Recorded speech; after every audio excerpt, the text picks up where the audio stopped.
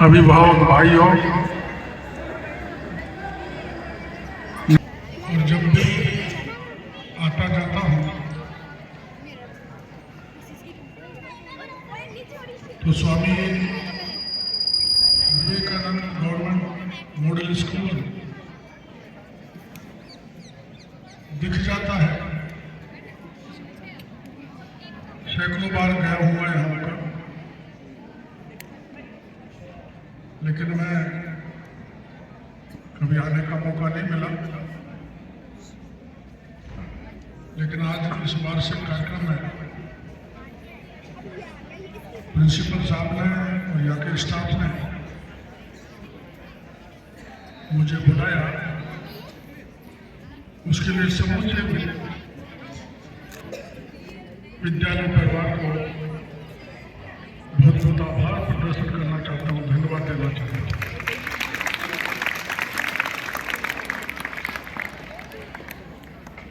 यहाँ आकर बच्चों का बैंड बाजा भी देखा, परेड भी देखी।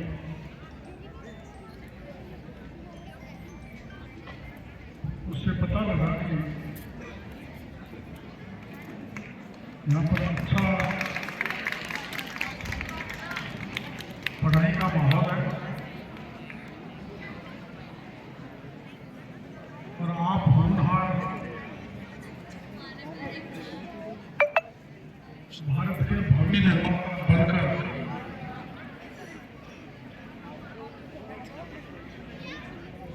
निकलोगे, ऐसा मुझे भरोसा है।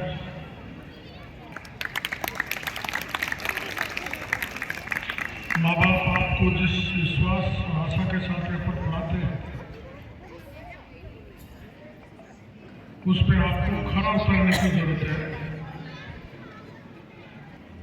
क्योंकि अपने माता पिता कठोर परिश्रम से मेहनत मजदूरी करके खुद सब कुछ दुख पालेंगे, लेकिन आप लोगों को दुखी नहीं देख सकते। अच्छे से अच्छे शिक्षा की व्यवस्था माता पिता भी करते हैं, सरकार भी करती है, स्कूल परिवार भी करता है। इसलिए वो जो बड़ा वाक्य लिखा हुआ है, उठो जागो और तब जब तक मत रुको तब तक आपका उद्देश्य पूरा नहीं हो जाएगा। आप कोई तरह का संकल्प ले लो, मुझे डॉक्टर बनना है, मुझे इंजीनियर बनना है, मुझे कलेक्टर बनना है, मुझे नेता बनना है।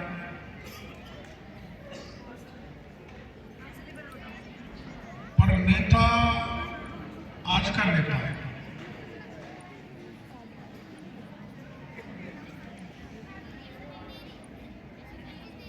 प्रदेश की जनता, देश की जनता ने नेताओं के बारे में धारणा ठीक नहीं है।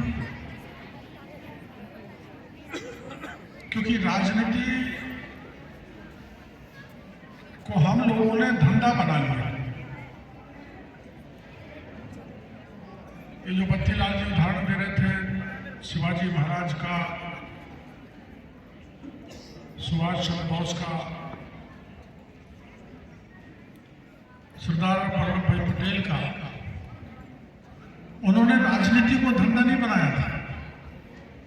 उन्होंने राजनीति को सेवा बनाया था कि मेरे को मेरे समाज और मेरे राष्ट्र की सेवा करनी है।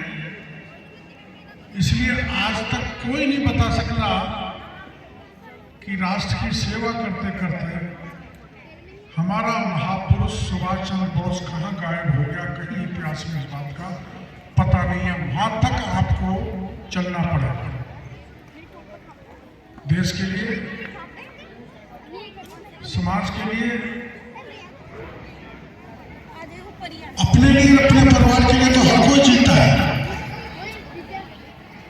लेकिन देश और समाज कैसे मजबूत हो,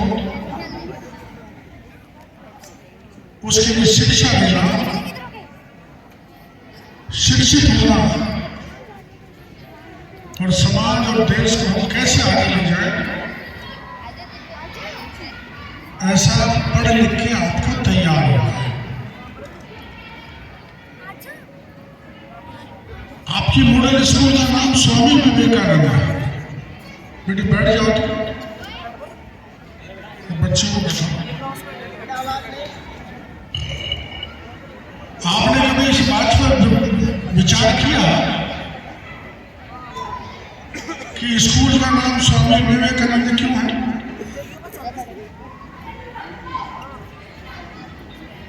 स्वामी विवेकानंद जब शिकागो में अपना भाषण देने के लिए गया थे, जब दुनिया के सारे वक्ता थे, सारे देशों के अच्छे अच्छे वक्ता थे, और स्वामी विवेकानंद को जब बोलने का मौका नहीं मिला, जीरो समय दिया, तो उस भाषण के बाद वो दुनिया के हीरो बन के निकले, विश्व पटल पर हमारा नाम अगर ऊंचा करने का काम किया तो स्वामी विवेकानंद ने किया। उन्होंने मेरे सामने अंग्रेजों से पूछा कि आपका जो कृष्ण था वो तो गोपिकाओं के पीछे घूमता था, क्या आपका यही आदर्श था? तो इतना आकर्षक भाषण स्वामी विवेकानंद ने दिया था, तो उन्होंने इसका प्रैक्टिकल जवाब दिया। भाषण देते देते मन से उतर कर चल पड़े, तो सारे श्रोताओं के पीछे भागने लगे और कहने लगे, कहाँ जा रहे हो? आप अपना भाषण पूरा करो, हम आपके भाषण को सुनना चाहते हैं, हम जानना चाहते हैं देश भारत कैसा है, वहाँ की संस्कृति कैसी है, वहाँ का संस्कार कैसा है, वहाँ का आदर्श कैसा है, वहाँ की नैतिकता कैसी है, वहाँ के महापुरुष कैसे, वहाँ के अवतार कैसे। उनके दर्शन किए बिना जिंदगी नहीं रह सकती, इतना उदात्त आदर्श हमारा है। तो ऐसी स्वामी विवेकानंद की स्कूल में पढ़ने का आपको सौभाग्य मिला है। मैं बैठा बैठा सोच रहा था, कटक मेरे को भी अगर ऐसी स्कूल में पढ़ने का मौका पड़े, मेरे पिताजी मेरे बड़े भाई को पढ़ाने के लिए ले गए स्कूल में, भर्ती कराने का। तो मास्टर ने पूछा, जन्मदिन बताओ। आजकल तो सब बच्चों का जन्मदिन पता रहता है, हमारे साथियों को भी आज नहीं पता लगेगा इन चीजों को। तो मेरे पिताजी ने कहा, ऐसी उम्र लिख दो दोनों की जो 10वीं पास करके नौकरी लग जाए, मेरे पढ़ाने के बस की बात नहीं है। चलो, सरकार की भी कोई विशेष फैसिलिटी नहीं होती थी, आज तो बड़ा अच्छा भवन है आपका, पढ़ने का अच्छे टीचर है। तो मास्टर जी ने हमारा जन्मदिन लिख दिया। मेरा बड़ा भाई पटवारी बन गया, मैं डॉक्टर बन गया, और डॉक्टर बनने के बाद हमने दोनों ने डॉक्यूमेंट बनाए। तो मेरे बड़े भाई और मेरी उम्र में केवल 4 महीने का फर्क है। मास्टर भी ऐसा ही मिला हमारे जैसा। लेकिन देखो, अगर आप ईमानदारी से काम करोगे, परिश्रम करोगे, तो परिश्रम करने वाले का रास्ता भगवान दिखाता है, उंगली पकड़ के ले जाता है, तुमको यहां तक पहुंचना है। और जो निकम्मा है उसके लिए भगवान भी रास्ता नहीं दिखाता है, इस बात का ध्यान रखना। तो परिश्रम करोगे, परिश्रम करोगे, परिश्रम करोगे,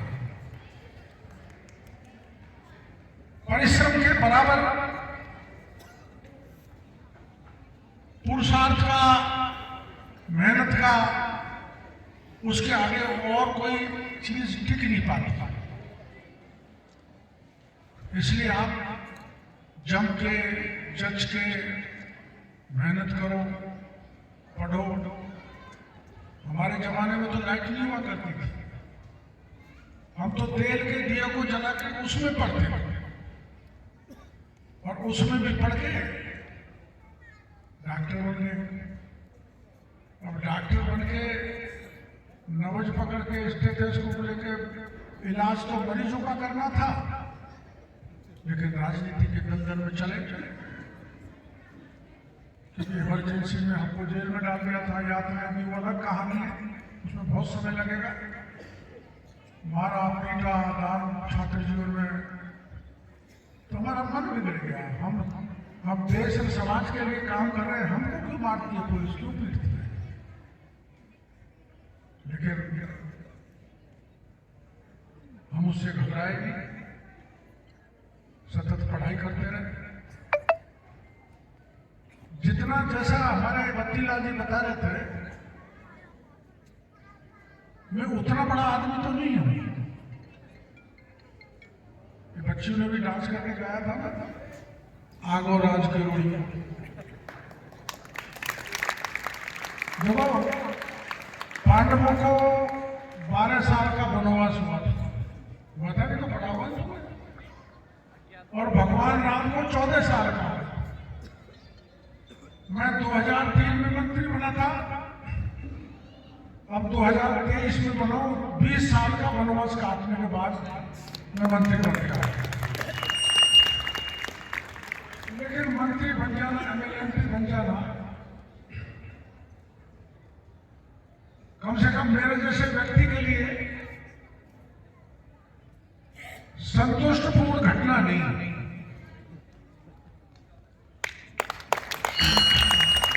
और ये आप अपने जीवन में रखना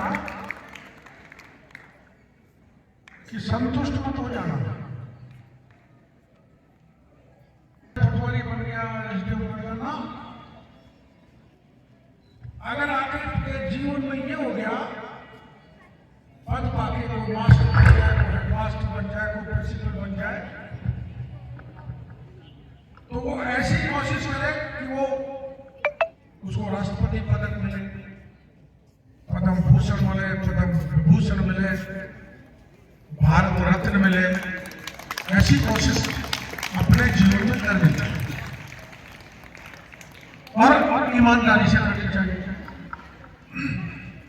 आजकल के पढ़े लिखे जवान जो नौकरी में चले जाते हैं ना, उनका पहला काम रहता है येन केन प्रकारेण धन अर्जित करना। पैसा कमाना ज्यादा से ज्यादा, ये आंसर चाहिए। ये गलत है। अपन पैसा कमाने के लिए नहीं बने। जो बहुत सारे पैसा कमाता है वो कोई सोने चांदी की रोटी नहीं खाता, कोई नहीं खाता, और इसको कोई साथ में नहीं ले जाता। कोई ले जाता है साथ? एक बार गुरु नानक देव तो पढ़ा होगा अपनी किताबों में। गुरु नानक देव अमृतसर में रुके हुए थे, तो ऐसा बड़ा नाम था तो हर कोई उनके दर्शन करने के लिए जाते थे। तो अमृतसर का धन्ना से गुरु नानक के जो आयोजन हो रहा था उसमें गया, सोने की गिन्नी ले गया थैली में भर और जाके यूं फेंकी और कहा ये लो, और जरूरत पड़ा तो और बता देना, मैं तुम्हारे ये धर्म को आगे बढ़ाने के लिए तुम्हारी मदद करता रहूंगा। गुरु नानक ने सोचा कि इसको इस बात का अहंकार है कि मेरे पास सोना है, चांदी है, महल है, हाथी है, घोड़े है, बहुत जमीन है। तो गुरु नानक ने चुपचाप उस सेठ जी को सुई पकड़ा दी और ये कहा कि ये सुई ले जाओ, अगले जन्म में मेरे को मिलो तो सुई दे देना। सेठ जी ने सुई ले जाके पूजा घर में लगे। जब दूसरे दिन पूजा करने लगे तो उसके दिमाग में विचार आया कि मैं जाऊंगा सुई को। तो सुई को लेकर वापस गुरु नानक के पास पहुंच गए। गुरु नानक से कहा, महाराज ये तो बताओ, आपने सुई तो मेरे को दे दी, लेकिन जब मैं अगले जन्म में जाऊंगा इस जमीन को छोड़कर, इस दुनिया को छोड़कर, तो उनको साथ कैसे ले जाऊंगा? तो गुरु नानक ने कहा, तुम्हारे अपूर्व संपत्ति है, विशाल संपत्ति है, सोने अनाज के भंडार भरे पड़े, हाथी भी महल भी। जब आप इस सुई को नहीं ले जा सकते तो उसको भी नहीं ले जा सकते। इसलिए दीनहीन गरीब दर्द नारायण की सेवा करें। आपने भामाशाह का नाम सुना है? सुना है? इस दुनिया में बहुत पैसे वाले हुए हैं, बहुत पैसे वाले, लेकिन भामाशाह का नाम क्यों नहीं?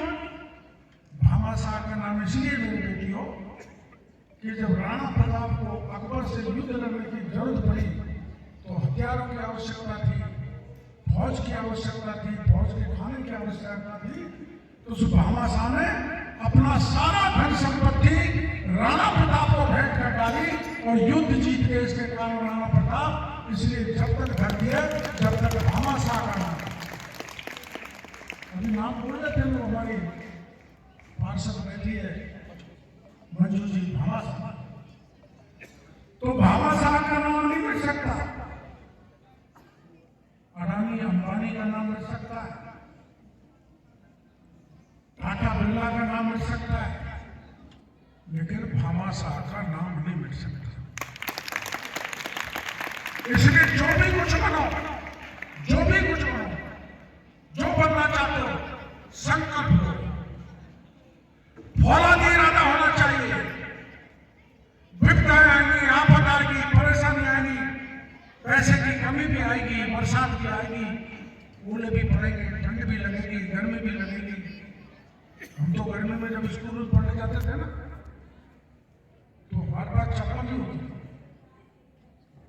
जैसे ही दादनी लगती थी, आपके घर पचवाड़ा क्या कहते हैं, गर्मी की दादनी लगती थी, तो हम नीचे वो जो आंकड़े के पत्ते थे उनको बांध लेते थे, और जहाँ गोबर मिलता था वो गोबर में पैर डाल देते थे, लेकिन रुकते नहीं थे कि आज क्लास में हर हालत में पहुंचना है, पिछड़ना नहीं है, गुरु जी की पढ़ाई को पढ़ेंगे।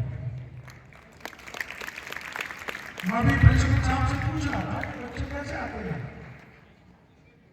अपने साधों के साथ माँ बाप छोड़ के जाते हैं, तो छात्रावास नहीं है, छात्रावास नहीं है। तो वो भी सोच रहा था कि पहले तो भारत सरकार इसमें 75% सहायता देती थी और राजस्थान सरकार 25% लगाते थे ऐसे स्कूलों को बनाने के लिए, छात्रावास वगैरह। तो पश्चिमी राजस्थान में जैसे पृथ्वी साहब कह रहे थे वहां छात्रावास बने, लेकिन हमारे यहाँ नहीं बने। तो भी प्रावधान क्या है, बिल्कुल खत्म हो गया, क्या है बजट की स्थिति मेरे को जानकारी नहीं।